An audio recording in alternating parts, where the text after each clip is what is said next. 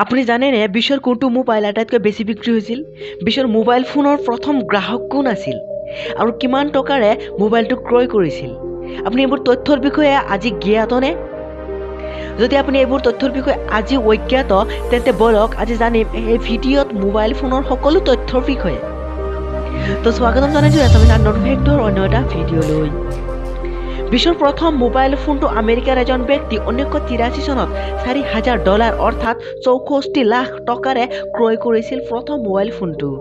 আপুনি যদি Nokia 1100 model মোবাইলটো ব্যৱহাৰ কৰি পাইছে তেন্তে আপুনি গৰ্বিত হ'ব পাৰে যে এই মোবাইল ফোনটো বিশ্বৰ আটাইতকৈ বেছি বিক্ৰী হোৱা মোবাইলৰ লিষ্টত প্ৰথম স্থান লাভ কৰিছে।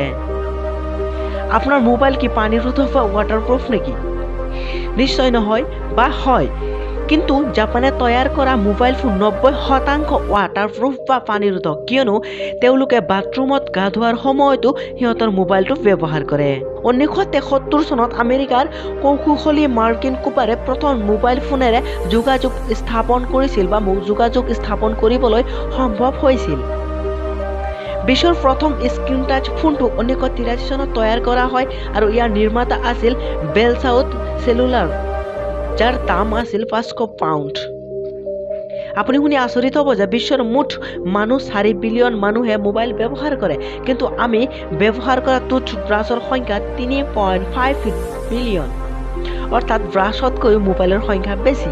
আপুনি জানেনে যদি আপোনাৰ কল ৰিংটনটো যদি এলাৰ্ম টনত দিয়ে তেন্তে আপুনি ৰাতিপুৱা উঠাত সহজ হ'ব বা ৰাতিপুৱা সাৰ পোৱাত আপোনাৰ জাগ্ৰতৰ পৰিমাণটো বেছি হ'ব। আপুনি জানেনে প্ৰতি মিনিটত 100টা নতুন ফোন ব্যৱহাৰ কৰা হয় বা নতুন ফোন অন কৰা হয়। এটা মোবাইল ফোনত টয়লেটৰ হেণ্ডেলতকৈও 18 গুণ বেছি বেক্টেৰিয়াযুক্ত হৈ থাকে। আপুনি জানেনে 49% মানুহে সিহঁতৰ মোবাইলটো গেম খেলিবলৈ ব্যৱহাৰ কৰে আৰু বাকী 30% সামাজিক নেটৱৰ্কিং কামত ব্যৱহাৰ কৰে, কিন্তু আৰু বাকী থকা কেইশতাংশ মানুহে মোবাইল কোনো কাম নোহোৱাকৈ ব্যৱহাৰ কৰে। ভিডিঅ'টো চাই কেনেকুৱা পালে? যদি ভাল পালে চেনেলটো নিশ্চয় ছাবস্ক্ৰাইব কৰিব, আগন্তুক ভিডিঅ'ৰ বাবে নটিফিকেশ্যন অল কৰি দিব।